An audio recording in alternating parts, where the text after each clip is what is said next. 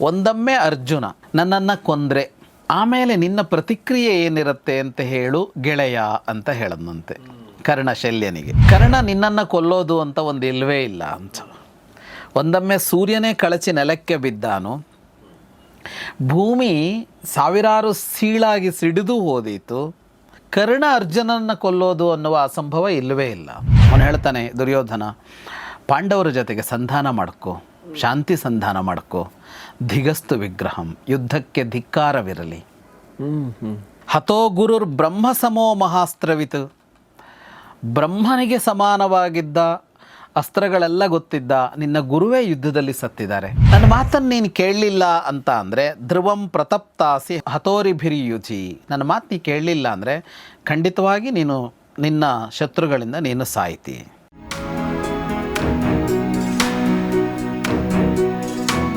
ಸ್ನೇಹಿತರೆ ನಮಸ್ಕಾರ. ಗೌರಿ ಶಕ್ಕಿ ಸ್ಟುಡಿಯೋದ ವಿಶೇಷ ಕಾರ್ಯಕ್ರಮ ಮಹಾಭಾರತ ರಹಸ್ಯಗಳು ದ ಸೀಕ್ರೆಟ್ಸ್ ಆಫ್ ಮಹಾಭಾರತ. ನಿಮಗೆಲ್ಲ ಆತ್ಮೀಯ ಸ್ವಾಗತ. ನಾನು ಗೌರಿ ಶಕ್ಕಿ. ಮಹಾಭಾರತ ರಹಸ್ಯಗಳನ್ನ ಹೇಳೋದಕ್ಕೆ ನಮ್ಮ ಜೊತೆಗೆ ಜಾಯ್ನ್ ಆಗಿದ್ದಾರೆ ವಿದ್ವಾನ್ ಜಗದೀಶ್ ಶರ್ಮಾ ಸಂಪ ಸರ್. ಕಾರ್ಯಕ್ರಮಕ್ಕೆ ಸ್ವಾಗತ. ನಮಸ್ಕಾರ. ನಮಸ್ತೆ. ಸೊ ಯುದ್ಧ ಭೂಮಿಯಲ್ಲಿದ್ದೀವಿ. ಯುದ್ಧ ಇಲ್ಲಿ ಭೂಮಂಡಲದಲ್ಲಿ ಮಾತ್ರವಲ್ಲ, ಮೇಲೆ ಅಂತರಿಕ್ಷದಲ್ಲೂ ಕೂಡ ನಡೀತಾ ಇದೆ ಅಂದರೆ ಅಲ್ಲೂ ಕೂಡ ಬಣಗಳಾಗಿದ್ದು, ಅದಾದ ನಂತರ ಇಂದ್ರನ ಮಧ್ಯಪ್ರವೇಶ ಮತ್ತು ಬ್ರಹ್ಮ ಮತ್ತು ಶಿವರ ಮಾತಿನಿಂದಾಗಿ ಅಲ್ಲಿ ಸ್ವಲ್ಪ ಸಮಾಧಾನದ ವಾತಾವರಣ ಸೃಷ್ಟಿಯಾಯಿತು. ಈಗ ಮತ್ತೆ ನಾವು ಕೆಳಗೆ ಬರ್ತೀವ ಅಥವಾ ಹೇಗೆ? ಮೇಲಿನಿಂದ ಅಷ್ಟಾದ ಮೇಲೆ ಅವರೆಲ್ಲ ಸುಮ್ಮನೆ ವೀಕ್ಷಕರಾಗಿ ಮೇಲುಗಡೆಯಿಂದ ಪುಷ್ಪವೃಷ್ಟಿಗಳನ್ನು ಮಾಡ್ತಾರೆ. ಕೆಳಗಡೆ 4 ಜನ ಶಂಖ ಘೋಷ ಮಾಡ್ತಾರೆ. ಕೃಷ್ಣ, ಅರ್ಜುನ, ಕರ್ಣ ಮತ್ತು ಶಲ್ಯ 4 ಜನ. ಆಗ ಒಂದು ವಿಚಿತ್ರ ನಡೆಯುತ್ತೆ. ಯುದ್ಧಾಭಿಲಾಷಕೋ ಭೂತ್ವಾ ಧ್ವಜೋ ಗಾಂಡೀವಧನ್ವನಃ ಗರ್ಣಧ್ವಜ ಮುಪಾತಿಷ್ಠತ್ ಸೋವದೀದಭಿನರ್ದಯನ್. ಅರ್ಜುನನ ರಥದಲ್ಲಿ ಕಪಿಧ್ವಜ ಅಲ್ವೋ ವಾನರ, ಅವನು ಯುದ್ಧಕ್ಕೆ ಅಂತ ಹೊರಟು ಸೀದಾ ಹಾರಿ ಕರ್ಣನ ರಥದ ಮೇಲೆ ಕರ್ಣನ ಧ್ವಜದ ಮೇಲೆ ದಾಳಿ ಮಾಡುತ್ತಾನೆ. ವಾನರ ಅಂದರೆ ಆಂಜನೇಯ. ಅಲ್ಲಿ ಆನೆಗೆ ಕಟ್ಟುವ ಒಂದು ಹಗ್ಗ ಇದ್ದಿದ್ದಲ್ಲ, ಅದಕ್ಕೆ ಹೋಗಿ ಅಲ್ಲಿ ತನ್ನ ಉಗುರು, ಹಲ್ಲು ಇದರಿಂದ ಎಲ್ಲ ದಾಳಿ ಮಾಡುತ್ತಾನೆ. ಅದಕ್ಕೆ ಅಲ್ಲೊಂದು ಹಗ್ಗದ ಥರ ಇತ್ತಲ್ಲ, ಅದು ಕೂಡ ಇವನನ್ನು ವಾಪಸ್ ಇವನ ಮೇಲೆ ದಾಳಿ ಮಾಡುತ್ತೆ. ಅಭ್ಯದ್ರವತ್ಸು ಸಂಕ್ರುದ್ಧ ನಾಗಕಕ್ಷ್ಯಾ ಮಹಾಕಪಿಂ, ಅಂದರೆ ಧ್ವಜವೂ ಸಿಟ್ಟಾಯಿತು ಅನ್ನುವ ತರಹದಲ್ಲಿ. ಅಂದರೆ ಎರಡೂ ಕಡೆಯಲ್ಲಿ ಅದು ಎಷ್ಟು ಇದಿತ್ತು ಅಂದರೆ ಎಲ್ಲರಿಗೂ ಅಂತ. ಅದನ್ನು ಪ್ರಕೃವಾತೆ ಧ್ವಜೌ ಯುದ್ಧಂ ಪ್ರತ್ಯಹೇಶಾನ್ ಮಹಾಹಯಾಹ, ಧ್ವಜಗಳೇ ಯುದ್ಧ ಮಾಡಿಕೊಂಡಂತೆಯೇ ಎರಡೂ ಕಡೆಯ ಕುದುರೆಗಳು ಜೋರಾಗಿ ಕೂಗಿದುವು ಅಂತ. ಇನ್ನೊಂದು ಕುದುರೆಯನ್ನು ಕಂಡಿದ್ದು, ಆ ಕುದುರೆಯನ್ನು ಕಂಡಿದ್ದು ಅಂತ. ಕೃಷ್ಣ ಅವಿದ್ಯತ್ ಪುಂಡರೀಕಾಕ್ಷಃ ಶಲ್ಯಂ ನಯನ ಸಾಯಕೈಹಿ, ಕಣ್ಣಿನ ಬಾಣಗಳಿಂದ, ದೃಷ್ಟಿಯ ಬಾಣಗಳಿಂದ ಕೃಷ್ಣ ಶಲ್ಯನನ್ನು ಘಾಸಿಪಡಿಸಿದ ಅಂತ. ಅಂದರೆ ಅವನನ್ನು ದೊಡ್ಡಕ್ಕೆ ಕಂಡುಬಿಟ್ಟು ಅವನನ್ನು ನೋಡದ ಅಂತ. ಸಚಾಪಿ ಪುಂಡರೀಕಾಕ್ಷಂ ತಥೈವಾಭಿಸಮೈಕ್ಷತ, ಅವನು ಕೂಡ ದೊಡ್ಡಕ್ಕೆ ಕಂಡುಬಿಟ್ಟು ಕೃಷ್ಣನ ನೋಡದ ಅಂತ. ಆ ದೃಷ್ಟಿಯುದ್ಧವೇ ನಡೀತಂತೆ ಇಬ್ಬರಲ್ಲಿ. ಕೊನೆಗೆ ಕೃಷ್ಣ ಗೆದ್ದನಂತೆ ಅಂತ. ಆದರೆ ಕಣ್ಣು ಮುಚ್ಚದೆ ಹಾಗೆ ನೋಡ್ತಾ ಇದ್ದ, ಅವನು ಕಣ್ಣು ಮುಚ್ಚಿ ಹೋಯಿತು ಅಂತ. ಇದು ಕರ್ಣ ಮತ್ತು ಅರ್ಜುನರಲ್ಲೂ ಆಯ್ತು ಇದು ಅಂತ, ದೃಷ್ಟಿಯುದ್ಧ. ಆಗ ಕರ್ಣ ಶಲ್ಯನನ್ನು ಕರೆದು ಹೇಳ್ತಾನೆ, ಯದಿ ಪಾರ್ಥೋ ರಣೇ ಹನ್ಯಾದದ್ಯ ಮಾಮಿಹ ಕರಿಹಿಚಿತ್ ಕಿಮುತ್ತರಂ ತದಾ ತೇ ಸ್ಯಾತ್ ಸಖೇ ಸತ್ಯಂ ಬ್ರವೀಹಿ ಮೇ ಅಂತ.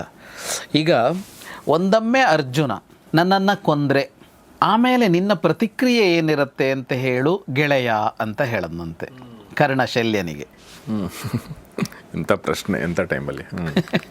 ಅದಕ್ಕೆ ಶಲ್ಯ ಉತ್ತರ ಕೊಟ್ಟನಂತೆ, ಒಂದೊಮ್ಮೆ ಅರ್ಜುನ ನಿನ್ನನ್ನು ಸಂಹರಿಸಿದರೆ ನಾನು ಅವರಿಬ್ಬರನ್ನೂ ಕೊಲ್ತೀನಿ ಅಂತ ಶಲ್ಯ ಹೇಳದ್ನಂತೆ. ಇದೇ ಪ್ರಶ್ನೆಯನ್ನು ಅರ್ಜುನ ಕೃಷ್ಣನಿಗೆ ಕೇಳ್ತಾನೆ. ಅಂದರೆ ಕರ್ಣ ನನ್ನನ್ನು ಕೊಂದರೆ ನಿನ್ನ ಪ್ರತಿಕ್ರಿಯೆ ಏನಿರುತ್ತೆ ಅಂತ. ಅದಕ್ಕೆ ಕೃಷ್ಣ ಉತ್ತರ ಕೊಡ್ತಾನೆ. ಶಲ್ಯ ಏನು ಉತ್ತರ ಕೊಟ್ಟಿದ್ದ? ನಾನು ಅವರಿಬ್ಬರನ್ನು ಸಂಹರಿಸ್ತೀನಿ, ನಾನು ಯುದ್ಧ ಮಾಡ್ತೀನಿ ಅವ್ರ ಜೊತೆಗೆ ಅಂತ ಹೇಳಿದ್ದ.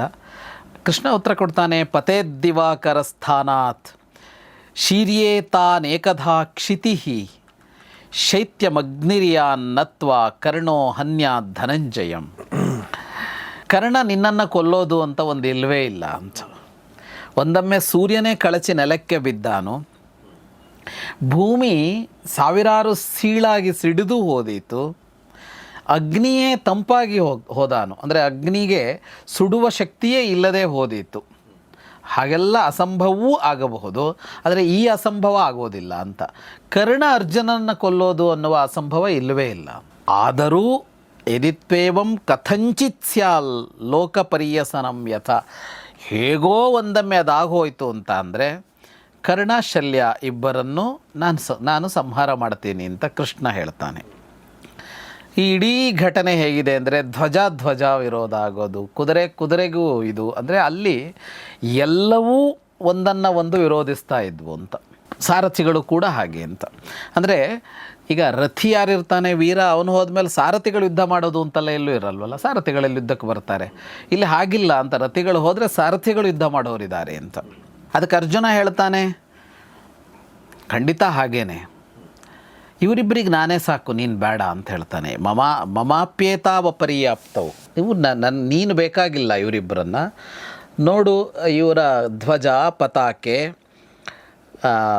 ಸಾರಥಿ, ಕುದುರೆ, ಅವನ ಛತ್ರ ಅಂದರೆ ಬೆಳಗೊಡೆ ಇರುತ್ತಲ್ಲ ಅದು, ಅವನ ಕವಚ, ಅವನ ಶಕ್ತಿ, ಅವನ ಬಿಲ್ಲು, ಅವನ ಬಾಣ, ಇವೆಲ್ಲವನ್ನು ಮುರಿದು ನಾನು ಕರ್ಣನನ್ನು ಸಂಹರಿಸ್ತೀನಿ. ಇವತ್ತಿನ ಯುದ್ಧವನ್ನು ಬಹಳ ಕಾಲ ಜಗತ್ತು ಮಾತಾಡ್ತಾ ಇರುತ್ತೆ ಅಂತ. ನನಗೆ ಅವನು ಅವತ್ತು ನಕ್ಕಿದ್ದಿದೆಯಲ್ಲ, ಅವತ್ತು ಅಪಹಾಸ್ಯ ಮಾಡಿದ್ದಿದೆಯಲ್ಲ, ಅದಿನ್ನೂ ಒಳಗಡೆ ಶಾಂತ ಆಗಿಲ್ಲ ಅಂತ ಅರ್ಜುನ ಹೇಳ್ತಾನೆ. ಓಕೆ, ನಾವು ಗಮನಿಸಿದಂತೆ ಅಲ್ಲಿ ದ್ರೌಪದಿ ಆ ಹೊತ್ತಲ್ಲಲ್ಲ ಅಪಹಾಸ್ಯ ಮಾಡಿದ್ದವನು, ಆ ಅಪಹಾಸ್ಯ ಮಾಡಿದ್ದನ್ನು ಹೇಳ್ತಾನೆ. ಅರ್ಜುನ ಇಲ್ಲಿಯವರೆಗೆ ಅದರ ಕುರಿತು ಮಾತೇ ಆಡಿಲ್ಲ. ಅದು ವನವಾಸದಲ್ಲಿರಲಿ, ಅಜ್ಞಾತವಾಸದಲ್ಲಿರಲಿ, ಯುದ್ಧದ ಆರಂಭದ ಹೊತ್ತಿನಲ್ಲಿರಲಿ, ಯುದ್ಧ ನಡೆಯುವಾಗಿರಲಿ, ಕರ್ಣನ ಬಗ್ಗೆ ಅವನು ಮಾತೇ ಆಡಿಲ್ಲ ಇವತ್ತಿನವರೆಗೂ. ಉಳಿದವರೆಲ್ಲ ಕರ್ಣ ವಿರೋಧವನ್ನು ವ್ಯಕ್ತಪಡಿಸಿದ್ದಾರೆ, ಆದರೆ ಇವನು ವ್ಯಕ್ತಪಡಿಸಿಲ್ಲ. ಇವತ್ತು ಹೇಳ್ತಾನೆ ನಹಿಮೇ ಶಾಮ್ಯತೆ ವೈರಂ ಕೃಷ್ಣಾಮ್ಯತ್ ಪ್ರಾಹಸತ್ಪುರ. ದ್ರೌಪದಿಯನ್ನು ನೋಡಿ ಅವತ್ತು ಇವನು ಅಪಹಾಸ್ಯ ಮಾಡಿದ್ದನಲ್ಲ, ಆ ಸಿಟ್ಟು ನನಗಿನ್ನೂ ಎಳಿತಾ ಇಲ್ಲ ಅಂತ. ಅಂದರೆ ಒಳಗಡೆ ಆ ಸಿಟ್ಟಿತ್ತು ಅಂತ. ನೀನು ಋಣಮುಕ್ತನಾಗಿ ಅವಳನ್ನು ಸಮಾಧಾನ ಮಾಡ್ಬೋದು ಅಂತ. ಅಂದರೆ ಅವತ್ತು ಸಮಾಧಾನ ಮಾಡೋದಕ್ಕೆ ಅರ್ಜುನ ಕೃಷ್ಣನನ್ನು ಕಳಿಸಿದ್ದ, ಸುಭದ್ರೆ ಸಮಾಧಾನ ಮಾಡಬಾ ಅಂತ. ಇವನು ಹೋಗಿರಲಿಲ್ಲ, ನನಗೆ ಸಮಾಧಾನ ಮಾಡೋಕ್ಕಾಗಲ್ಲ ಅಂತ. ಆದರೆ ಅವತ್ತು ನೀನು ಅವಳಿಗೆ ಸಾಂತ್ವನದ ಮಾತು ಹೇಳಿ ಬಂದಿದ್ದೆ, ಆದರೆ ಇವತ್ತು ಋಣಮುಕ್ತನಾಗಿ ಆ ಮಾತು ಹೇಳ್ಬೋದು ಅಂತ. ಯಾಕೆಂದರೆ ಯಾರು ಅಭಿಮನ್ಯುವನ್ನು ಸಂಹಾರಕ್ಕೆ ಕಾರಣನಾದ್ನೋ ಅವನನ್ನು ಮುಗಿಸಿದ್ದೀನಿ ಅಂತ ಹೇಳಿ ಸಾಂತ್ವನ ಮಾಡ್ಬೋದಂತೆ ಅಂತ. ಹಾಗೆಯೇ ನೀನು ನಿನ್ನ ಸೋದರತ್ತೆಯನ್ನು, ಮುಖವರಳಿದ ಸೋದರತ್ತೆಯನ್ನು ಇವತ್ತು ನೋಡಬಹುದಂತೆ ಅಂತ ಹೇಳ್ತಾನೆ. ಕುಂತಿಯನ್ನು ಬಾಷ್ಪಮುಖೀಂ ಕೃಷ್ಣಾಂ ಸಾಂತ್ವಯಿಷ್ಯಸಿ ಮಾಧವ ವಾಗ್ಭಿಶ್ಚಾಮೃತಕಲ್ಪಾಭಿರ್ಧರ್ಮರಾಜಂ ಯುಧಿಷ್ಠಿರಂ. ಇವತ್ತು ಕಣ್ಣೀರು ಹರಿಸ್ತಾ ಇದ್ದ ದ್ರೌಪದಿಯನ್ನು ನೀನು ನಿಜವಾಗಿ ಸಮಾಧಾನ ಪಡಿಸ್ಬೋದು ಇವತ್ತು. ಹಾಗೆಯೇ ಅಮೃತಮಯವಾದ ಮಾತುಗಳಿಂದ ನೀನು ಇವತ್ತು ಯುಧಿಷ್ಠಿರನನ್ನು ಸಮಾಧಾನ ಮಾಡಬಹುದು. ಅಷ್ಟನ್ನು ನಾನು ಮಾಡಿಕೊಡ್ತೀನಿ ಅಂತ. ಯುದ್ಧ ಆರಂಭ ಆಗತ್ತೆ.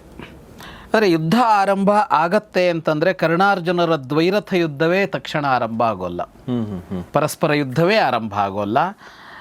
ಈ ಎಲ್ಲ ಸಂದಿಗ್ಧತೆ ಆಗ್ತಾ ಇದ್ದಂತೆ ಎರಡೂ ಸೈನ್ಯ ಉತ್ಸಾಹದಿಂದ ಯುದ್ಧವನ್ನು ಆರಂಭ ಮಾಡಿಬಿಡತ್ತೆ. ಒಂದು ಸಲ ಎಲ್ಲಿ ಏನಾಗ್ತಾ ಇದೆ ಅಂತಲೇ ಗೊತ್ತಾಗದೇ ಇರುವಂತೆ ಆಗತ್ತೆ. ಅದಕ್ಕೆ ಕರ್ಣಾರ್ಜುನರು ಭಾಗಿಗಳಾಗ್ತಾರೆ. ಅಂದರೆ ಕರ್ಣನು ಪಾಂಡವರ ಸೇನೆಯ ಮೇಲೆ ಬಾಣಗಳನ್ನು ಬಿಡ್ತಾನೆ, ಅರ್ಜುನನು ದುರ್ಯೋಧನನ ಸೇನೆಯ ಮೇಲೆ ಬಾಣಗಳನ್ನು ಬಿಡ್ತಾನೆ. ಕೃತೇಂಧಕಾರೇ ವಿವಿಧರ್ನ ಕಿಂಚನ ಅಂತ ಬಾಣಗಳು ಎಲ್ಲ ಕಡೆ ವ್ಯಾಪಿಸಿ ಕತ್ತಲೆ ಆಗಿಬಿಡ್ತು, ಯಾರಿಗೂ ಏನೂ ಗೊತ್ತಾಗದೇ ಇರೋ ಥರ ಆಯಿತು ಅಂತ. ಎರಡೂ ಸೈನ್ಯದ ಯುದ್ಧ ಆಗ್ತಾ ಇದ್ದಂತೆ ಇಬ್ಬರ ನಡುವೆ ಯುದ್ಧವು ಆರಂಭ ಆಗುತ್ತೆ. ಇಬ್ಬರು ಅಸ್ತ್ರಗಳಿಂದ ಯುದ್ಧ ಆರಂಭ ಮಾಡುತ್ತಾರೆ. ಶಸ್ತ್ರ ಅಲ್ವೇ ಅಲ್ಲ, ನೇರ ಅಸ್ತ್ರಗಳೇ ಆರಂಭ ಆಗ್ತಾರೆ. ತಥೋಸ್ತ್ರ ಮಸ್ತ್ರೇಣ ಪರಸ್ಪರಸ್ಯ ತೌ ವಿಧೂಯ ವಾತಾವಿವ ಪೂರ್ವ ಪಶ್ಚಿಮವು. ಅಸ್ತ್ರ, ಇವನೊಂದು ಅಸ್ತ್ರ ಬಿಡೋದು, ಅವನದಕ್ಕೆ ಪ್ರತ್ಯಸ್ತ್ರ ಬಿಡೋದು ಅನ್ನೋ ಥರದ್ದು ಯುದ್ಧ ಆಗುತ್ತೆ. ಇವರಿಬ್ಬರ ಈ ಅಸ್ತ್ರ ಪ್ರಯೋಗದಿಂದ ಏನಾಗುತ್ತೆ ಅಂದರೆ, ಇವನು ಬಿಟ್ಟ ಅಸ್ತ್ರಕ್ಕೆ ಅವನು ಪ್ರತ್ಯಸ್ತ್ರ ಬಿಡ್ತಾನೆ. ಆದರೆ ಅಷ್ಟರೊಳಗೆ ಆ ಅಸ್ತ್ರಗಳು ಇನ್ನೇನೋ ಸೃಷ್ಟಿ ಮಾಡ್ತವಲ್ಲ, ಒಂದು ಅಸ್ತ್ರ 1000 ಅಸ್ತ್ರಗಳನ್ನು 1000 ಬಾಣಗಳನ್ನು ಸೃಷ್ಟಿ ಮಾಡಿರುತ್ತೆ. ಹೀಗಾಗಿ ಸೇನೆಗಳು ಕೂಡ ನಾಶ ಆಗುತ್ತಾ ಹೋಗ್ತವೆ ಇವರಿಬ್ಬರ ಯುದ್ಧದಲ್ಲಿ. ಇವರಿಬ್ಬರು ಯುದ್ಧ ಮಾಡ್ತಾ ಇರುವಾಗ ದುರ್ಯೋಧನ, ಕೃತವರ್ಮ, ಶಕುನಿ, ಕೃಪ, ಆಮೇಲೆ ಅಶ್ವತ್ಥಾಮ, ಈ 5 ಜನ ಅರ್ಜುನನ ಮೇಲೆ ದಾಳಿ ಮಾಡ್ತಾರೆ. ಶರೈಹಿ ಶರೀರಾಂತಕರೇಹಿ ಅತಾಡಯನ್ ಅಂತ. ಅಂದರೆ ಅವನನ್ನು ಸಂಹರಿಸುವಂತಹ ಶಕ್ತಿಶಾಲಿಯಾದ ಬಾಣಗಳನ್ನು ಬಿಟ್ಟು ಅವನನ್ನು ಗಾಯಗೊಳಿಸ್ತಾರೆ. ಆದರೆ ಅರ್ಜುನ ಕರ್ಣನ ಜೊತೆಗೆ ಯುದ್ಧ ಮಾಡ್ತಲೇ ಅವರ ಬಿಲ್ಲುಗಳನ್ನು ಕತ್ತರಿಸ್ತಾ ಇರ್ತಾನೆ, ಅವರ ಧ್ವಜಗಳನ್ನು ಕತ್ತರಿಸ್ತಾ ಇರ್ತಾನೆ, ಅವರ ಸಾರಥಿಗಳನ್ನು ಕೊಲ್ತಾ ಇರ್ತಾನೆ. ಹಾಗಾಗಿ ಅವರನ್ನು ಸೋಲಿಸ್ತಾನೆ ಅರ್ಜುನ ಇದರ ನಡುವೆಯೇ. ಇವರಿಬ್ಬರಿಗೆ ಯುದ್ಧ ಮಾಡೋದಕ್ಕೆ ಬಿಡೋದಿಲ್ಲ. ಆ ಕಡೆಯಲ್ಲಿ ಉಳಿದವರು ನುಗ್ಗುತ್ತಾ ಹೋಗ್ತಾರೆ. ಶಕರು, ತುಖಾರರು ಅಥವಾ ತುಷಾರರು, ಯವನರು, ಸಾದಿಗಳು, ಕಾಂಬೋಜರು ಇವರೆಲ್ಲರೂ ಕೂಡ ನುಗ್ಗಿ ಯುದ್ಧವನ್ನು ಮುಂದುವರಿಸ್ತಾರೆ. ಹೀಗೆ ಯುದ್ಧ ಘೋರವಾಗಿ ನಡೆಯುತ್ತೆ. ಆಗ ಇದ್ದಕ್ಕಿದ್ದಾಗೆ ಒಂದು ಘಟನೆ ನಡೆಯುತ್ತೆ. ಅಶ್ವತ್ಥಾಮ ದುರ್ಯೋಧನ ಇದ್ದಲ್ಲಿಗೆ ಬರ್ತಾನೆ. ಅವನು ಎರಡೂ ಕೈ ಹಿಡ್ಕೊಳ್ತಾನೆ. ಅಶ್ವತ್ಥಾಮ ಹಿಡ್ಕೊಂಡು ಮಾತಾಡ್ತಾನೆ. ಪ್ರಸೀದ ದುರ್ಯೋಧನ ಶಾಮ್ಯ ಪಾಂಡವೈಹಿ ಅಲಂ ವಿರೋಧೇನ ಧಿಗಸ್ತು ವಿಗ್ರಹಂ. ಅವನು ಹೇಳ್ತಾನೆ, ದುರ್ಯೋಧನ, ಪಾಂಡವರ ಜೊತೆಗೆ ಸಂಧಾನ ಮಾಡ್ಕೋ, ಶಾಂತಿ ಸಂಧಾನ ಮಾಡ್ಕೋ. ಧಿಗಸ್ತು ವಿಗ್ರಹಂ, ಯುದ್ಧಕ್ಕೆ ಧಿಕ್ಕಾರವಿರಲಿ. ಹತೋ ಗುರುರ್ ಬ್ರಹ್ಮ ಸಮೋ ಮಹಾಸ್ತ್ರವಿತ್, ಬ್ರಹ್ಮನಿಗೆ ಸಮಾನವಾಗಿದ್ದ ಅಸ್ತ್ರಗಳೆಲ್ಲ ಗೊತ್ತಿದ್ದ ನಿನ್ನ ಗುರುವೇ ಯುದ್ಧದಲ್ಲಿ ಸತ್ತಿದ್ದಾರೆ. ಭೀಷ್ಮ ಪ್ರಮುಖ ನರಷಭಾಹ, ಮನುಷ್ಯರಲ್ಲೇ ಶ್ರೇಷ್ಠರಾದ ಭೀಷ್ಮನಂತವರು ಸತ್ತಿದ್ದಾರೆ. ನಾನು ಈ ಯುದ್ಧದಲ್ಲಿ ಸಾಯೋಲ್ಲ, ನನಗೆ ಗೊತ್ತಿದೆ. ಅಹಂತ್ವವಧ್ಯ, ಈ ಯುದ್ಧದಲ್ಲಿ ನಾನು ಅವಧ್ಯ. ಮಮ ಚಾಪಿ ಮಾತುಲಹ, ಮತ್ತು ಕೃಪರು ಕೂಡ, ನನ್ನ ಸೋದರ ಮಾವ ಕೂಡ ಈ ಯುದ್ಧದಲ್ಲಿ ಸಾಯೋದಿಲ್ಲ. ನಾವು ಇರ್ತೇವೆ. ಅಂದರೆ ನಾನು ಭೀತಿಯಿಂದ ಈ ಮಾತಾಡ್ತಾ ಇಲ್ಲ ಅಂತ, ನಮಗೆ ಅಪಾಯ ಇಲ್ಲ ಇದರಲ್ಲಿ. ಇಲ್ಲಿ ಇರೋದು ಯಾರು ಅಂದರೆ ನಮ್ಮ ಕಡೆಯಲ್ಲಿಂದ ಅಂತ ಅಂದರೆ ಯಾರು ಅಂದರೆ ಅಶ್ವತ್ಥಾಮನ ಸೋದರ ಮಾವ, ಮತ್ತಾರು ಇವ್ರಿಗೆ ಸಂಬಂಧಪಟ್ಟವರೇನಲ್ವಲ್ಲ. ನಮಗೆ ಸಮಸ್ಯೆ ಇಲ್ಲ, ನನಗೋ ನನ್ನ ಸೋದರ ಮಾವನಿಗೋ ಸಮಸ್ಯೆ ಇಲ್ಲ. ಅದಕ್ಕಾಗಿ ಹೇಳ್ತಾ ಇಲ್ಲ. ನಾವು ಅವಧ್ಯರು. ಪ್ರಸಾಧಿರಾಜ್ಯಂ ಸಹ ಪಾಂಡವೈಶ್ಚಿರಂ, ಪಾಂಡವರ ಜೊತೆಗೂಡಿ ಸುದೀರ್ಘ ಕಾಲ ರಾಜ್ಯ ಆಳು ಅಂತ ಹೇಳ್ತಾನೆ ಅಶ್ವತ್ಥಾಮ. ಹೇಗೆ ಸಾಧ್ಯ ಶಾಂತಿ ಸಂಧಾನ ಅನ್ನೋದನ್ನು ಕೂಡ ಅಶ್ವತ್ಥಾಮ ಹೇಳ್ತಾನೆ. ಧನಂಜಯ ಸ್ಥಾಸ್ಯತಿ ವಾರಿತೋಮಯ, ನಾನು ಹೋಗಿ ಮಾತನಾಡಿದರೆ ಅರ್ಜುನ ಒಪ್ಪಿಕೊಳ್ತಾನೆ. ಜನಾರ್ದನೋನೈವ ವಿರೋಧ ಮಿಚ್ಛತಿ, ಕೃಷ್ಣನಿಗೆ ಈ ವಿರೋಧವೇ ಬೇಕಾಗಿಲ್ಲ, ಕೃಷ್ಣನಿಗೆ ಯುದ್ಧ ಬೇಕಾಗಿಲ್ಲ. ಯುಧಿಷ್ಠಿರೋ ಭೂತಹಿತೇ ಸದಾರತಃ, ಯುಧಿಷ್ಠಿರ ಅವನಿಗೆ ಜೀವಲೋಕದ ಹಿತವೇ ಅವನಿಗೆ ಮುಖ್ಯ. ಅವನು ಯಾರನ್ನೂ ಹಿಂಸಿಸೋದನ್ನು ಯುಧಿಷ್ಠಿರ ಬಯಸೋದಿಲ್ಲ. ವೃಕೋದರಸ್ತದ್ವಶಗಸ್ತಥಾಯಮವು. ಇನ್ನು ಭೀಮ, ನಕುಲ ಸಹದೇವರು ಯುಧಿಷ್ಠಿರ ಯಾವ ನಿರ್ಣಯ ತಗೊಳ್ತಾನೋ ಅದರ ಜೊತೆಗೆ ಇರ್ತಾರೆ. ಹಾಗಾಗಿ ಇಲ್ಲಿ ಶಾಂತಿ ಸಂಧಾನ ಅಸಂಭವ ಅಂತೇನೂ ಇಲ್ಲ, ಒಪ್ಪುತ್ತಾರೆ ಅವರು ಅಂತ. ಅಂದರೆ ಅರ್ಜುನನನ್ನು ನಾನು ಒಪ್ಪಿಸ್ತೀನಿ, ಕೃಷ್ಣನನ್ನು ಒಪ್ಪಿಸೋದು ಅಂತ ಇಲ್ಲ. ಅವನು ಮೊದಲೇ ಶಾಂತಿ ಸಂಧಾನಕ್ಕೆ ಬಂದವನು. ಯುಧಿಷ್ಠಿರ ಸಹಜವಾಗಿ ಒಪ್ಕೋತಾನೆ, ಅವನಿಗೆ ಹಿಂಸೆ ಬೇಡ. ಭೀಮ, ನಕುಲ ಸಹದೇವರು ಯುಧಿಷ್ಠಿರ ತೆಗೆದುಕೊಂಡ ನಿರ್ಣಯಕ್ಕೆ ಬದ್ಧರಾಗ್ತಾರೆ. ನೀವಿಬ್ಬರೂ ಒಟ್ಟಾಗಿರಿ. ತ್ವಯಾಚ ಪಾರ್ಥೈಶ್ಚ ಪರಸ್ಪರೇಣ ಪ್ರಜಾ ಶಿವಂ ಪ್ರಾಪ್ನುಯುರಿಚ್ಛತಿ ತ್ವಯಿ. ನೀನು ಮತ್ತು ಪಾಂಡವರು ಹೀಗೆ ಒಟ್ಟಾದರೆ ಪ್ರಜೆಗಳು ಸುಖವಾಗಿರ್ತಾರೆ. ಯಾರೀಗ ಉಳಿದಿದ್ದಾರೋ ಇವರೆಲ್ಲ ಅವರವ್ರ ರಾಷ್ಟ್ರಕ್ಕೆ ಹೋಗಲಿ, ಅಲ್ಲೋಗಿ ಅವರಷ್ಟಕ್ಕೆ ಅವ್ರು ಸುಖವಾಗಿ ಬದುಕೊಳ್ಳಿ. ಅಂದರೆ ಇವರನ್ನು ಅಷ್ಟು ಜನರನ್ನು ಕೊಲ್ಲೋದು ಬೇಡ ಅನ್ನೋ ಥರ. ನನ್ನ ಮಾತನ್ನು ನೀನು ಕೇಳಲಿಲ್ಲ ಅಂತ ಅಂದರೆ ಧ್ರುವಂ ಪ್ರತಪ್ತಾಸಿ ಹತೋರಿಭಿರಿಯುಜಿ, ನನ್ನ ಮಾತು ನೀನು ಕೇಳಲಿಲ್ಲ ಅಂದರೆ ಖಂಡಿತವಾಗಿ ನೀನು ನಿನ್ನ ಶತ್ರುಗಳಿಂದ ನೀನು ಸಾಯ್ತಿ. ಇದು ನಿನಗೂ ಗೊತ್ತಿದೆ ಅರ್ಜುನನ ಸಾಮರ್ಥ್ಯ ಏನು ಅಂತನ್ನೋದು. ಅವನೊಬ್ಬನೇ ಇಡೀ ಜಗತ್ತನ್ನೇ ಸೋಲಿಸಬಲ್ಲ ಅನ್ನೋದು ನಿನಗೂ ಗೊತ್ತಿರುವ ಸಂಗತಿ ಅಂತ. ಅಥವಾ ಅರ್ಜುನನ ಸಾಮರ್ಥ್ಯ ಇದಕ್ಕಿಂತ ಹೆಚ್ಚು ಅಂತ ನಾನು ಭಾವಿಸ್ತೀನಿ. ನಾನೇನು ಹೇಳ್ತಾ ಇದ್ದೀನೋ ಅದಕ್ಕಿಂತ ಹೆಚ್ಚು ಅವನದ್ದು ಅಂತ. ಹಾಗಾಗಿ ಈ ಯುದ್ಧ ಬೇಡ. ಆದರೆ ಶಾಂತಿ ಸಂಧಾನದ ವಿಷಯ ಅಂತ ಬಂದರೆ ಅವನು ಗುಣಶಾಲಿಯೇ, ಅವನಿದನ್ನು ಒಪ್ಕೋತಾನೆ, ನನ್ನ ಮಾತು ಒಪ್ಕೋತಾನೆ. ಸ ಚಾಭಿಪತ್ಸ್ಯತ್ ಚಖಿಲಂ ವಚೋ ಮಮ, ನನ್ನ ಮಾತನ್ನು ಕೇಳ್ತಾನೆ ಅವನು. ತವಾನು ಯಾತ್ರಾಂಚ ತಥಾ ಕರಿಷ್ಯತಿ, ಅವನು ನಿನ್ನ ಮಾತಿಗೂ ಒಪ್ಕೊಳ್ತಾನೆ. ಪ್ರಸೀದರಾಜಂ ಜಗತ ಶಮಾಯವೈ, ಜಗತ್ತಿನ ಕ್ಷೇಮಕ್ಕಾಗಿ ನೀನು ಈ ಮಾತಿಗೆ ಒಪ್ಪಿಕೊಳ್ಳಬೇಕು ಅಂತ ಹೇಳ್ತಾನೆ. ನನಗೆ ನಿನ್ನ ಬಗ್ಗೆ ಅಪಾರವಾದ ಗೌರವ ಇದೆ, ನಿನ್ನ ಬಗ್ಗೆ ಅತ್ಯಂತ ಪ್ರೀತಿ ಇದೆ. ಹಾಗಾಗಿ ಆ ಕಾರಣಕ್ಕಾಗಿ ನಾನು ಮಾತಾಡ್ತಾ ಇದ್ದೀನಿ, ಬೇರೆ ಏನೂ ಕಾರಣ ಇಲ್ಲ. ನೀನು ಒಪ್ಪದಿ ಅಂತ ಆದರೆ ಕರ್ಣನನ್ನು ಈ ಯುದ್ಧದಿಂದ ನಿಲ್ಲಿಸುವ ಜವಾಬ್ದಾರಿ ನನ್ನದು. ನಿವಾರಯಿಷ್ಯಾಮಿ ಕರ್ಣಮಪ್ಯಹಂ, ಕರ್ಣನನ್ನು ನಾನು ಯುದ್ಧದಿಂದ ವಿಮುಖನನ್ನಾಗಿಸ್ತೇನೆ. ನೀನು ಒಪ್ಕೋಬೇಕಷ್ಟೆ, ನೀನೊಬ್ಬ ಒಪ್ಪಿದರೆ ಯುದ್ಧ ನಿಲ್ಲತ್ತೆ ಅಂತ ಅಶ್ವತ್ಥಾಮ ಹೇಳ್ತಾ ಇದ್ದಾನೆ. ಮೈತ್ರಿ ಅನ್ನೋದು 4 ತರಹದಲ್ಲಿ ಆಗೋಕ್ಕೆ ಸಾಧ್ಯ ಅನ್ನೋ ಮಾತಾಡ್ತಾನೆ ಅಶ್ವತ್ಥಾಮ. ಅಂದರೆ ಇಷ್ಟೆಲ್ಲ ಆದಮೇಲೆ ಮೈತ್ರಿ ಹೇಗಾಗತ್ತೆ ಅಂತ ಪ್ರಶ್ನೆ ಬಂದರೆ ನಮಗೆ ಅನ್ಸತ್ತಲ್ಲ, ಖಾಡಾಖಾಡಿಯಾಗಿ 2 ದೇಶಗಳು ಭಯಂಕರ ಯುದ್ಧ ಮಾಡ್ತಾರೆ, ಇನ್ನು ಇವ್ರ ಜೊತೆ ಸಂಧಾನ ಇಲ್ಲ, ಇವ್ರು ಲೈಫ್ ಲಾಂಗ್ ಹೊಡ್ಕೋತಿರ್ತಾರೆ ಅಂದರೆ ಅಲ್ಲಿ ಸಂಧಾನ ಆಗುತ್ತೆ ಎಷ್ಟೋ ಸಲ. ಅದನ್ನು ಹೇಳ್ತಾನೆ ಇವನು ಅಶ್ವತ್ಥಾಮ. ಈ ಮಾತು ತುಂಬ ಚೆನ್ನಾಗಿರೋದು. 4 ತರಹದ ಮೈತ್ರಿ ಆಗತ್ತೆ ಅಂತ. ವದಂತಿ ಮಿತ್ರಂ ಸಹಜಂ ವಿಚಕ್ಷಣ, ಒಂದು ಸಹಜ ಮೈತ್ರಿ, ಒಬ್ರಿಗೊಬ್ಬರ ಸ್ವಭಾವ ಇಷ್ಟ ಆಗುತ್ತೆ, ಅವ್ರ ಗೆಳೆತನ ಆಗತ್ತೆ. ತಥೈವ ಸಾಮ್ನ, ನಡುವೆ ಏನೊಂದು ವಿವಾದ ಹುಟ್ಟಿದೆ, ಇಬ್ಬರ ನಡುವೆ ಗಲಾಟೆ ಆಗಿದೆ, ಜಗಳ ಆಗಿದೆ ಅಂದರೆ ಕುಳಿತು ಮಾತಾಡಿಕೊಂಡು ಕೂಡ ಮೈತ್ರಿ ಸಾಧಿಸೋದಕ್ಕಾಗತ್ತೆ. ಕುಳಿತು ಮಾತಾಡಿಕೊಂಡ್ರೆ ಬಗೆಹರಿಸ್ಕೊಳ್ಳೋದಕ್ಕೆ ಸಾಧ್ಯ, ಆಮೇಲೆ ಮೈತ್ರಿ ಸಾಧ್ಯ. ಧನೇನ ಚಾರ್ಜಿತಂ, ಏನನ್ನಾದರೂ ಕೊಟ್ಟು ಕೂಡ ಮೈತ್ರಿ ಮಾಡ್ಕೊಳ್ಳೋದಕ್ಕೆ ಸಾಧ್ಯ. ಪ್ರತಾಪತಶ್ಚೋಪನತಂ ಚತುರ್ವಿಧಂ, ನಾಲ್ಕನೆಯದ್ದೇನೆಂದರೆ ಪರಾಕ್ರಮದಿಂದ ಕೂಡ ಮೈತ್ರಿ ಸಾಧಿಸೋದಕ್ಕೆ ಸಾಧ್ಯ. ತದಸ್ತಿ ಸರ್ವಂ ತ್ವಯಿ ಪಾಂಡವೇಶು ಚ, ಈ ನಾಲ್ಕು ಕೂಡ ನಿಮ್ಮ ಇಬ್ಬರ ನಡುವೆನೂ ಸಾಧ್ಯ ಆಗಬಹುದು ಅಂತ. ಅಂದರೆ ಈ ನಾಲ್ಕೂ ತರಹದ ಮೈತ್ರಿಯು ನಿಮ್ಮಿಬ್ಬರ ನಡುವೆ ಆಗಕ್ಕೆ ಸಾಧ್ಯ ಇದೆ ಅಂತ. ಒಂದೇನು, ನಿಸರ್ಗತಸ್ಥೆ ತವ ವೀರ ಬಾಂಧವಾಹ, ಸಹಜ ಮೈತ್ರಿ ಅಂದ್ರೇನು, ಸಹಜ ಬಂಧುತ್ವ ಅದಿದೆ, ಒಂದೇ ಕುಟುಂಬದವರು ನೀವು, ಹಾಗಾಗಿ ಸಮಸ್ಯೆ ಇಲ್ಲ, ನೀವು ಯಾರೋ ಬೇರೆ ಬೇರೆ ಅಲ್ಲ.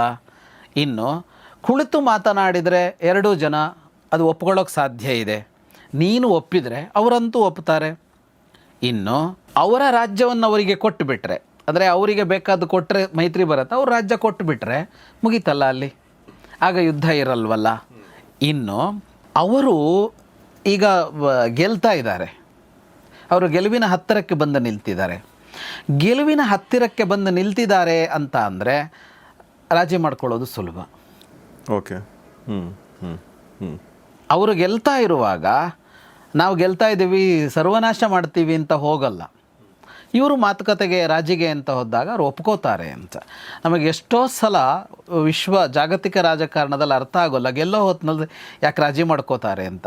ಗೆಲ್ಲುವ ಹಂತ ಬಂದಾಗ ಅವರಿಗೂ ಸಾಕಾಗಿರುತ್ತೆ ಯುದ್ಧ, ಆಗ್ಲಿಂದ ರಾಜಿ ಮಾಡ್ಕೊಳ್ಳೋಣ ಅಂತ ಹೋಗ್ತಾ ಇರ್ತಾರೆ. ಹಾಗೇ ಹೋಗುತ್ತೆ ಮನುಷ್ಯನ ಯೋಚನೆಗಳು. ಹಾಗಾಗಿ ಈ ನಾಲ್ಕು ಕ್ರಮದಲ್ಲಿ ಕೂಡ ಇಲ್ಲಿ ಮೈತ್ರಿ ಸಾಧ್ಯ ಇದೆ ಅಂತ. ಭಾಳ ಚೆನ್ನಾಗಿದೆ. ಈ ಗೆಲ್ಲುವ ಹಂತಕ್ಕೆ ಬಂದಾಗ ಮೈತ್ರಿ ಮಾಡ್ಕೊಂಡ್ರೆ ಗೆಲ್ಲೋರ್ಗೂ ಲಾಭ,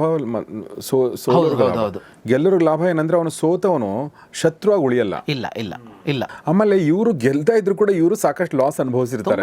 ಇನ್ನು ಅಂದ್ರೆ ಆ ಹೊತ್ತಿಗೆ ಏನಾಗಿರುತ್ತೆ ಅಂದ್ರೆ ಎಷ್ಟಕ್ಕೆ ನಿಲ್ಸಿದ್ರು ಅಷ್ಟು ಲಾಭ ಅನ್ನೋ ಪರಿಸ್ಥಿತಿ ಬಂದಿರುತ್ತೆ. ಹೌದು ಹೌದು ಹೌದು. ಸೊ ಕೋರ್ಟಲ್ಲಿ ಹೇಳ್ದಂಗೆ ಸೋತವನ್ ಸತ್ತ, ಗೆದ್ದವನ್ ಸೋತ ಅನ್ನೋ ಥರ ಯುದ್ಧ ಅಂದ್ರೆ ಅದಕ್ಕಿಂತ ಭಯಾನಕನೇ. ಹೌದೌದು. ಇಲ್ಲಿ ಗೆದ್ದವನ್ ಸೋತಿರ್ತಾನೆ, ಇಲ್ಲೂ ಸೋತವನ್ ಸತ್ತಿರ್ತಾನೆ, ಅಷ್ಟೇನೆ. ಇದನ್ನ ದುರ್ಯೋಧನ ಅವನು ಹೇಳಿ ಮುಗಿಸೋ ತನಕ ಕೇಳಿಸ್ಕೊಳ್ತಾನೆ. ಸ ಏವ ಮುಕ್ತ ಸುಹೃದಾವಚೋಹಿತಂ, ಅಂದರೆ ಅವನು ಇವನ ಗೆಳೆಯನಾಗಿ ಹೇಳಿದ ಮಾತನ್ನು, ಹಿತದ ಮಾತನ್ನು ಕೇಳ್ಕೊಳ್ತಾನೆ. ವಿಚಿಂತ್ಯ, ಸ್ವಲ್ಪ ಹೊತ್ತು ಯೋಚನೆ ಮಾಡ್ತಾನೆ. ನಿಶ್ವಸ್ಯ, ಆಮೇಲೆ ನಿಟ್ಟುಸಿರು ಬಿಡ್ತಾನೆ. ದುರ್ಮನಾಬ್ರವೀತು, ಮನಸ್ಸು ಅವನಿಗೆ ಸಮಾಧಾನಕ್ಕೆ ಬರೋಲ್ಲ, ಅವನ ಮನಸ್ಸು ಹಿತವಾದ ಮನಸ್ಸಿನಲ್ಲಿಯೇ ಹೇಳ್ತಾನೆ. ನೀನು ಹೇಳಿದ್ದು ಸರಿ ಇದೆ ಅಂತ ಮಾತಾರಂಭ ಮಾಡ್ತಾನೆ. ಯಥಾ ಭವಾನಾಹ ಸಖೇ ತಥೈವ ತತ್, ಗೆಳೆಯ ನೀನು ಏನು ಹೇಳ್ತೀಯೋ ಅದು ನಿಜ, ಹೌದು, ಆದರೆ ನನಗೇನು ಅನ್ಸತ್ತೆ ಅನ್ನೋದನ್ನು ಹೇಳ್ತೀನಿ ಕೇಳು ಅಂತ. ದುಶ್ಯಾಸನನನ್ನು ಕೊಂದು ಭೀಮ ಬಹಳ ಮಾತಾಡದ. ಅದು ನನ್ನ ಒಳಗೆ ಕುಳಿತು ಕೊರಿತಾ ಇದೆ. ಹೃದಯೇ ಮಮ ಸ್ಥಿತಂ ನ ತತ್ಪರೋಕ್ಷಂ ಭವತಃ ಕುತಃ ಶಮಃ. ಇದಿಷ್ಟು ನಿನ್ನ ಎದುರಿಗೆ ನಡೆದಿದೆ, ಹಾಗಿರುವಾಗ ಶಾಂತಿ ಹೇಗೆ ಸಾಧ್ಯ ಅಂತ ಕೇಳ್ತಾನೆ. ಅದರ ಜೊತೆಗೆ ನೀನು ಕರ್ಣನ ಬಳಿಗೂ ಹೋಗಿ ಯುದ್ಧ ನಿಲ್ಲಿಸು ಅಂತ ನೀನು ಯಾವ ಕಾರಣಕ್ಕೂ ಹೇಳಬಾರ್ದು. ಯಾಕೆಂದರೆ ಅರ್ಜುನ ಇವತ್ತು ಅವನಿಗೆ ಬಹಳ ಕಷ್ಟಪಟ್ಟು ಸಿಕ್ಕಿದ್ದಾನೆ, ಕರ್ಣ ಅವನನ್ನು ಕೊಲ್ತಾನೆ ಅಂತ ಹೇಳಿ ಸೈನಿಕರಿಗೆ ಹೇಳ್ತಾನೆ, ಯಾಕೆ ಸುಮ್ಮನೆ ನಿಂತಿದ್ದೀರಿ, ಯುದ್ಧ ಮುಂದುವರಿಸಿ ಅಂತ ಹೇಳ್ತಾನೆ ದುರ್ಯೋಧನ. ಈ ಸಂದರ್ಭದಲ್ಲಿ ಅಶ್ವತ್ಥಾಮ ಈ ಥರ ಹೇಳಕ್ಕೆ ಏನಾದರೂ ಕಾರಣ ಇದೆಯಾ? ಇಲ್ಲ, ಅವನಿಗೆ ಕರ್ಣ ಅರ್ಜುನ ಎದುರು ಬದರಾದಾಗ ಅಶ್ವತ್ಥಾಮನಿಗೆ ಅನಿಸಿದೆ ಅಂತ ಅರ್ಥ, ಕರ್ಣ ಉಳಿಯೋಲ್ಲ ಅಂತಂದ್ರೆ ಮತ್ತೆ ಮುಗೀತು ಅಂತ, ಅದಕ್ಕಿಂತ ಮೊದಲು ಉಳಿಸೋಣ ಅಂತ, ಒಂದು ಹೆಜ್ಜೆ ಮೊದಲಾದರೂ ಉಳಿಸ್ಕೊಳ್ಳೋಣ ಅಂತ. ಕರ್ಣ ಸತ್ತ ಮೇಲೆ ಮತ್ತಿಲ್ಲ. ಆಮೇಲೆ ಕರ್ಣನೂ ಹೋದ ಮೇಲೆ ಸಂಧಾನದ ಒಂದು ಮಾತುಕತೆಗೆ ಅವಕಾಶವೂ ಇರುತ್ತಾ ಇಲ್ವಾ? ಈಗ ಒಂದು ಪ್ರಬಲ ಅನ್ನೋದೊಂದು ಇರುತ್ತೆ, ಅದೂ ಇಲ್ಲದೆ ಹೋದರೆ ಅಂತ. ಮತ್ತು ಎಷ್ಟು ಸಾಧ್ಯವೋ ಅಷ್ಟು ಉಳಿಸ್ಕೊಳ್ಳೋಣ, ಎಷ್ಟು ಬೇಗ ಸಾಧ್ಯವೋ ಅಷ್ಟು ಬೇಗ ಮುಕ್ತಾಯ ಮಾಡೋಣ ಅಂತ ಅಷ್ಟೇ. ಆದರೆ ಇವನು ಹೇಳುವಾಗ ನಚಾಪಿ ಕರ್ಣಂ ಗುರುಪತ್ರ ಸಂಸ್ಥವಾದುಪಾರಮೇತ್ಯರ್ಹಸಿ ವಕ್ತು ಮಚ್ಚುತ, ಕರ್ಣನಿಗೂ ನೀನು ಯುದ್ಧ ನಿಲ್ಲಿಸು ಅಂತ ಹೇಳಬಾರದು ಅಂತ ಹೇಳ್ತಾನೆ. ಅಂದರೆ ತನ್ನನ್ನು ಮೀರಿ ಇವನು ಹೋಗಿ ಕರ್ಣನಿಗೆ ಹೇಳಿ ಸುಮ್ಮನಾಗಿಸಿಬಿಟ್ರೆ ಅಂತ ಒಂದು ಭಯ ದುರ್ಯೋಧನನಿಗಿದೆ. ಅದರ ಅರ್ಥ ಏನು ಅಂತ ಅಂದರೆ, ಅವನ ಸೈನ್ಯದಲ್ಲಿ ಎಲ್ಲರೂ ಒಂಥರ ಆ ಥರ ಹತಾಶರಾಗಿದ್ದಾರೆ ಪ್ರಮುಖರು ಅನ್ನೋದು ಅದು ದುರ್ಯೋಧನನಿಗೆ ಗೊತ್ತಾಗಿದೆ ಅಂತ. ಈಗ ಯಾರು ಉಳಿದಿದ್ದಾರೋ ಅವ್ರುಗಳಿಗೆಲ್ಲ ಯುದ್ಧ ಸಾಕು ಅಂತ ಅನ್ನಿಸ್ತಾ ಇದೆ ಅಂತ. ಇದು ತುಂಬ ಕಡೆ ಆಗುತ್ತೆ ಸರ್. ಅಂದರೆ ಅವನು ಯಾರೋ ಯುದ್ಧ ಮಾಡ್ತಾ ಇರ್ತಾನಲ್ಲ, ಅವನ ಪ್ರಮುಖವಾಗಿ ಹಿಂದ್ಗಡೆ ಇದ್ದವರಿಗೆಲ್ಲ ಯುದ್ಧ ಸಾಕು ಅಂತ ಅನ್ನಿಸ್ತಾ ಇರುತ್ತೆ. ಅವರಿಗೆ ಇವನು ಮುನ್ನುಗ್ಗಿಸ್ತಾ ಇರ್ತಾನೆ ಅಷ್ಟೇನೆ. Correct. ಹಾಗೆ ಅವನಿಗೆ ಅನಿಸಿದೆ ಕರ್ಣನ ಹತ್ರ ಹೋಗಿ, ಕರ್ಣನೂ ಒಪ್ಪಿ, ಕರ್ಣ ಇವನು ಇಬ್ಬರು ಒಟ್ಟಿಗೆ ಬಂದರೆ ಇನ್ನುಳಿದವರು ಕೃತವರ್ಮ. ಕೃಪರು ಹೆಂಗೂ ಅಶ್ವತ್ಥಾಮನ ಕಡೆ ಇರ್ತಾರೆ, ಕೃತವರ್ಮ ಅವನಿಗೆ ಸಂಬಂಧನೇ ಇಲ್ಲ, ಯುದ್ಧ ನಡೆದ್ರೆ ಮಾತ್ರ ಅವನಿರ್ತಾನೆ. ಅವನಿಗೆ ಕೇಳ್ಕೊಂಬಂದಿದ್ದಕ್ಕೆ ಬಂದವನು ಅಷ್ಟೇ ಬಿಟ್ಟರೆ ಅವನಿಗೆ ಸಬ್ಜೆಕ್ಟ್ ಏನಿಲ್ವಲ್ಲ ಅವನಿಗೆ. ಹಾಗಾಗಿ ಅವನ ಪಕ್ಷದಲ್ಲಿ ಇನ್ಯಾರು ಶಲ್ಯ ಖಂಡಿತ ಒಪ್ಕೋತಾನೆ ಯುದ್ಧ ನಿಲ್ಲಿಸೋದಕ್ಕೆ. ಹಾಗಾಗಿ ಕರ್ಣ ಒಪ್ಕೊಂಡು ಬಿಟ್ರೆ ಯುದ್ಧ ನಿಲ್ಲಿಸ್ಬೇಕಾಗತ್ತೆ ಅನ್ನುವ ಇದು ದುರ್ಯೋಧನನಿಗೆ ಅನ್ಸತ್ತೆ. ಹಾಗಾಗಿ ಹೇಳಬಾರ್ದು ಅವನಿಗೆ ನೀನು ಈ ಮಾತನ್ನು ಅಂತ ಹೇಳ್ತಾನೆ. ಸೊ ಕರ್ಣ ಅರ್ಜುನರ ಯುದ್ಧದ ಮಧ್ಯೆ ಅಶ್ವತ್ಥಾಮನಿಗೆ ಜ್ಞಾನೋದಯ ಆದ ಹಾಗೆ, ಅಂದರೆ ನಾವು ನಿರೀಕ್ಷೆ ಮಾಡಿರಲಿಲ್ಲ, ಹೀಗಾಗಿ ಆ ಮಾತು ಹೇಳಿದೆ. ಹೋಗಿ ದುರ್ಯೋಧನನ್ನು ಕೈ ಹಿಡಿದು ಕೇಳಿಕೊಂಡ ಒಂದು ಪ್ರಸಂಗವನ್ನು ನಾವು ನೋಡಿದ್ವಿ. ಮತ್ತು ಆ ಒಂದು ಸ್ನೇಹದ ಬಗ್ಗೆ, ರಾಜ್ಯ ಬಗ್ಗೆ ಆತ ಹೇಳಿರೋ ಮಾತುಗಳು ತುಂಬ ಚೆನ್ನಾಗಿವೆ ಅಲ್ವಾ ಸರ್? ಹೌದು. ಈಗಲೂ ಕೂಡ ಎಲ್ರಿಗೂ ರಿಲೇಟ್ ಆಗುವಂಥ ಮಾತುಗಳವು. ಆದರೆ ದುರ್ಯೋಧನ ಆತನ ಕರ್ಣ ಇರೋ ತನಕ ನಾನು ಇದೀನೇನೋ ಥರದ್ದು ಒಂದು ಭ್ರಮೆ ಇದೆಯಲ್ಲ, ಆ ಭ್ರಮೆ ಹಾಗೆ ಅದು. ಸೊ ಅದು ಅಲ್ಲಿಗೆ, ಅಂದರೆ ಎಲ್ಲಿಗೆ ತೊಗೊಂಡು ಹೋಗಬಾರ್ದು, ಸರ್ವನಾಶಕ್ಕೆ ಅಲ್ಲಿಗೆ ತೊಗೊಂಡು ಹೋಗಿ ನಿಲ್ಲಿಸುತ್ತೆ. ಸೊ ಅದನ್ನು ನಾವು ನೋಡ್ತಾ ಇದ್ದೀವಿ. ಸೊ ಅಷ್ಟು ಹೇಳ್ತಾ ಇವತ್ತಿನ ಈ ಎಪಿಸೋಡ್ ಮುಗಿಸ್ತಾ ಇದ್ದೀನಿ. ಮುಗಿಸೋಕ್ಕಿಂತ ಮುಂಚೆ ವಿದ್ವಾನ್ ಜಗದೀಶ್ ಶರ್ಮಾ ಸಂಪತ್ ಸರ್ಗೆ ನಿಮ್ಮೆಲ್ಲರ ಪರವಾಗಿ ಧನ್ಯವಾದಗಳು sir. Thank you very much. So ಸ್ನೇಹಿತರೆ, ಇದು ಮಹಾಭಾರತ ರಹಸ್ಯಗಳ ಕಾರ್ಯಕ್ರಮದ ಮತ್ತೊಂದು ಕಂತು. ನಿಮ್ಮ ಅನಿಸಿಕೆಯನ್ನು ದಯವಿಟ್ಟು ಕಮೆಂಟ್ ಬಾಕ್ಸಲ್ಲಿ ತಿಳಿಸಿ ಮತ್ತು ನಿಮ್ಮ ಸ್ನೇಹಿತರಿಗೆ ಶೇರ್ ಮಾಡಿ. ಪ್ರಶ್ನೆಗಳಿದ್ರೆ ಅದನ್ನು ಕೂಡ ತಿಳಿಸಿ. ನೋಡ್ತಾರೆ ಗೌರಿ ಶಕ್ತಿ ಸ್ಟುಡಿಯೋ, ನೋಡ್ತಾರೆ ಮಹಾಭಾರತ ರಹಸ್ಯಗಳು, ಅಂದರೆ ದ ಸೀಕ್ರೆಟ್ಸ್ ಆಫ್ ಮಹಾಭಾರತ. ನಮಸ್ಕಾರ.